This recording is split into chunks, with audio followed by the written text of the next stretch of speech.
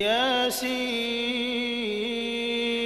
والقرآن الحكيم إنك لمن المرسلين على صراط مستقيم تنزيل العزيز الرحيم لتنذر قوما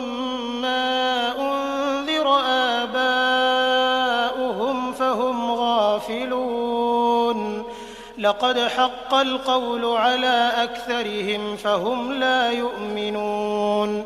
إنا جعلنا في أعناقهم أغلالا فهي إلى الأذقان فهم مقمحون وجعلنا من بين أيديهم سدا